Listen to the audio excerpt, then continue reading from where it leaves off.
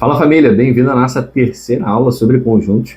E agora a gente vai trabalhar com o diagrama de Venn e ver como é que eu posso entender a relação entre os conjuntos e até trazer duas informações novas aí pra gente, beleza? Quando você vai representar dois conjuntos, eu coloquei aqui, cara, várias possibilidades de representação. Dentro dessas possibilidades de representação, vou trazer para a gente também algumas novidades. Repara aqui comigo o seguinte, pelo menos ó, essas três informaçõezinhas são as que estão aparecendo aqui. Se você observar, depois tudo é uma repetição da 3. Porque ali eu vou trazer só algumas descrições. Primeira coisa que eu quero que você veja é essa representação aqui da esquerda, é a representação mais simples possível. Repara que quando isso aqui está escrito, todo o meu conjunto B está dentro do meu conjunto A. Quando isso acontece, a gente pode dizer exclusivamente que B é um subconjunto do A. Na aula anterior a gente falou sobre subconjunto e aqui eu estou mostrando como é que a gente pode representar isso através do diagrama de Venn, beleza? Aquela pausazinha que é importante.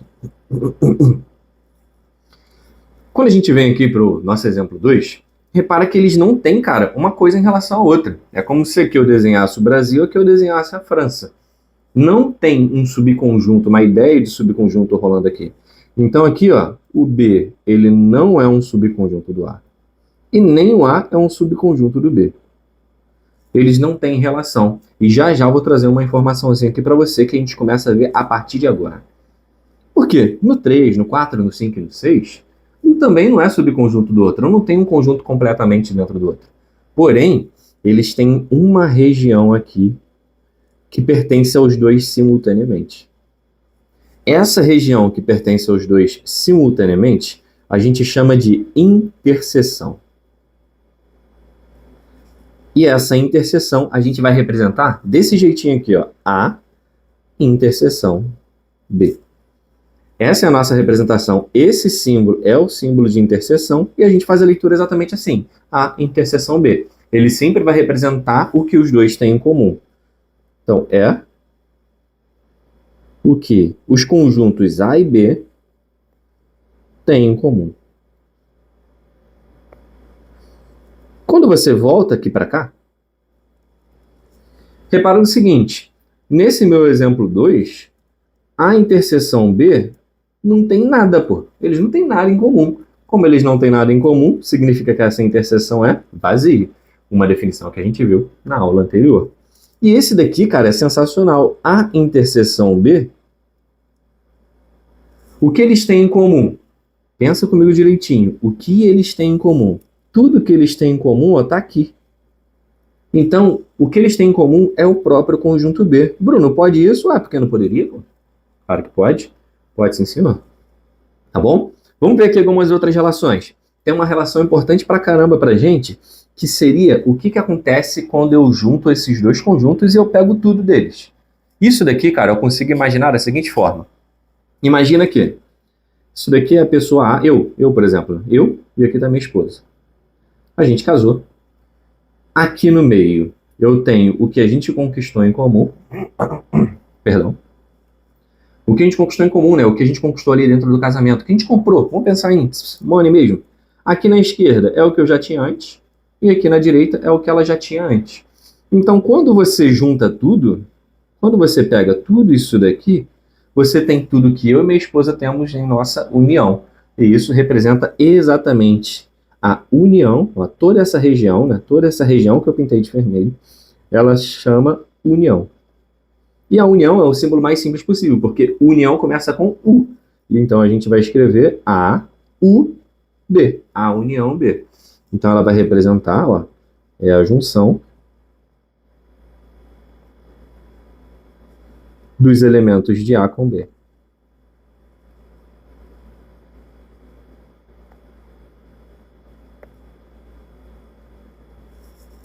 Vem aqui para cima. Vamos lá, vamos trabalhar nesses dois casos isolados. Repara o seguinte, quando eu faço a união de A e B aqui, eles não possuem nada em comum.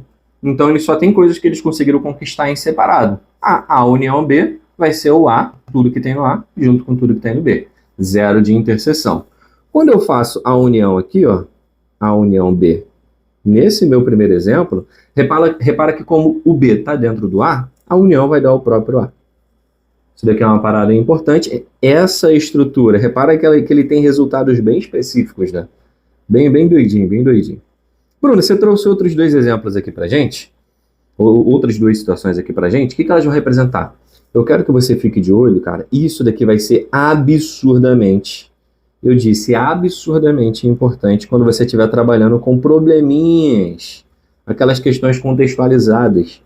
Por que isso daqui é importante? Que é aqui, cara, onde você chora, a mãe não vê, pô.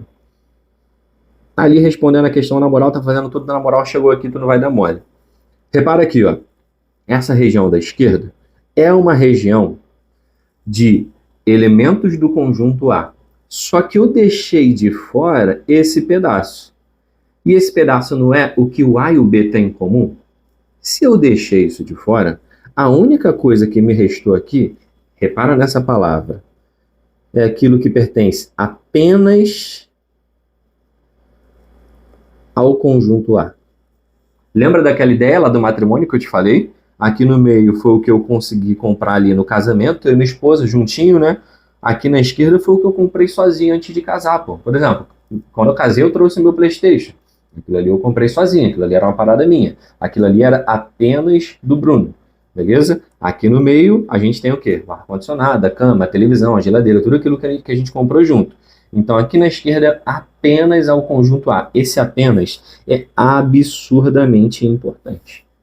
Isso daqui, cara, é o que você tem que identificar na questão. Bruno, existe uma representação para isso? Existe. Deixa eu só manter a corzinha que eu estava colocando antes. Vou colocar de vermelho mesmo. A gente escreve assim, ó. A menos B.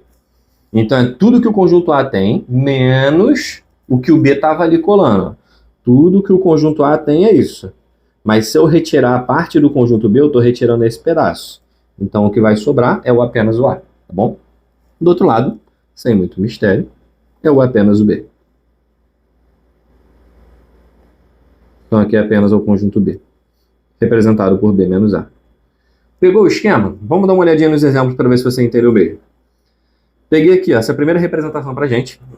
E eu quero aqui, ó, de forma bem easy, determine de forma extensiva. Lembra, de forma extensiva, eu tenho aqui em cima para gente, ó, das aulas anteriores. É essa daqui, ó. Vai colocar a chavezinha e vai escrever todos os elementos, tá bom? Então, ó, representa de forma extensiva quem é o conjunto A. Pô, é tudo que está dentro do A. Eu tenho o 5, eu tenho o 6, o 7, o 8, e o 1, o 3 e o 4 também, pô. Dá esse mole não. Se o conjunto B está dentro do conjunto A, então é elemento do conjunto A também. Quem é o meu conjunto B? O 1, o 3 e o 4, sem mistério. Aí aqui começa a nossa brincadeira. A, esse carinha aqui para baixo, ó, interseção. A interseção B, o que eles têm em comum? O que está no B que também está no A? Já que o B está completamente dentro do A, já que o B está contido no A, então a gente está falando ali dos elementos 1, 3 e 4. Chama agora no próximo, U de união. Essa uniãozinha eu vou juntar tudo que eles têm. E tudo que eles têm vai ser o quê? É o 1, é o 3, é o 4, é o 5, é o 6, é o 7, é o 8. Pô, Bruno, esse daí é o conjunto A. Só que você colocou em outra ordem. Caraca, que esse do lado direito ele sempre fica estranho, né? Não existe ordem dentro de conjunto. Então, dentro do conjunto, o importante são os elementos, e não a ordem, tá? Isso daqui é exatamente igual ao conjunto A, assim como isso daqui é exatamente igual ao conjunto B. Beleza? Você tem que saber identificar isso, cara. É extremamente importante. Interseção, união. E também aquela parte ali da exclusão, tá? Isso daqui, ó, muitas vezes a gente chama de exclusão. Bruno, por que você não escreveu isso antes? Que eu não sei escrever exclusão. Brincadeira, só esqueci mesmo. Então é o conjunto A menos o conjunto B, do outro lado também é a mesma coisa, tá bom? Vamos lá, exemplinho 2. Estão totalmente deslocados. Primeira pergunta mais fácil do que arrancar goiaba do pé de manga. 1, 3, 4, 5. Só estou descrevendo ali. Conjunto B, 0 e 2. Nice. Interseção, tem interseção esses dois? Não tem, tem nada em comum. Vou botar aqui essa representação agora, ó. Vazio. União, é só juntar tudo, pô. 1, 3, 4, 5, 0, 2. Pô, Bruno, aí tu mastigou a matemática, pô. Cadê a ordem dessa parada? Não tem ordem, já te falei essa parada. E agora, esse que é o caso mais comum. É geralmente dessa forma que a gente costuma trabalhar com os problemas que vão envolver aquelas questõezinhas ali, Enem, UERJ, né? Vamos lá. Atenção 300% agora. Quem são os elementos do meu conjunto A? O meu conjunto A, ele é esse aqui, ó. Então, os elementos do meu conjunto A é tudo isso que eu deixei destacadinho para você. Aí não, pô, aí tu vacilou, menor. Aí, aqui, ó, agora foi. 2, 3, 5 e 7. Delícia, tá?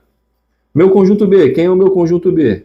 Vamos lá, vou apagar aqui para você, para não embolar a tua mentezinha. Meu conjunto B é toda a bolotinha do B, ó. Foca na bolotinha do B. Em questões como essa, o seu objetivo é focar o seu olhar naquilo que é necessário e esquecer o que não é. Meu conjunto B tem os elementos 2, 4, 6 e 8. Próxima perguntinha, quem é a interseção? Interseção que eles têm em comum. Você pode observar por extenso ou pode observar que a gente já tem o esquema. A interseção é o que está aqui. Quem é? Apenas o 2. Cara, isso aqui é muito gostoso, isso aqui é muito maneirinho de fazer. Tem como não. Uma das questões mais legais que pode parecer para você no vestibular. E a união vai ser tudo junto. Pô, Bruno, tudo junto, o que eu faço? Ó, vai pegar tudo isso aqui. Pô, Bruno, eu vou repetir o 2? Obviamente que não, pô. O 2 não vai ser contado 2 vezes. O 2 ele aparece ali uma única vez, só que ele pertence aos 2 simultaneamente. Pô, Bruno, esse bagulho de pertencer aos 2 simultaneamente, isso daí pra mim não faz nenhum sentido. Ué, como não faz sentido? Você pertence a 2 coisas ao mesmo tempo o tempo todo, pô. Por exemplo, montamos aqui, ó, o conjunto dos carecas. Bonitos. Eu tô aqui, pô. Como é que tu não pode pertencer a 2 conjuntos ao mesmo tempo? Então para de bobeira, hein? Família, fechamos aqui mais uma aulinha. Tô sempre tentando manter essa quantidade de tempos, porque aí tu consegue ver o vídeo, depois toma ali o seu cafezinho, toma sua água, e já daqui a pouco parte para a próxima aula, tá? E a nossa próxima aula é aula prática. A gente vai pegar, vai tentar reunir todo esse nosso conhecimento e trazer em problemas contextualizados, beleza? Do que eu falei para você antes, dentro disso, o que eu vou utilizar? Irmão, a gente vai tentar utilizar o máximo possível de informações, só que da forma mais simples possível. Beleza? Encontro você na próxima aula, então. Aquele abraço. Valeu!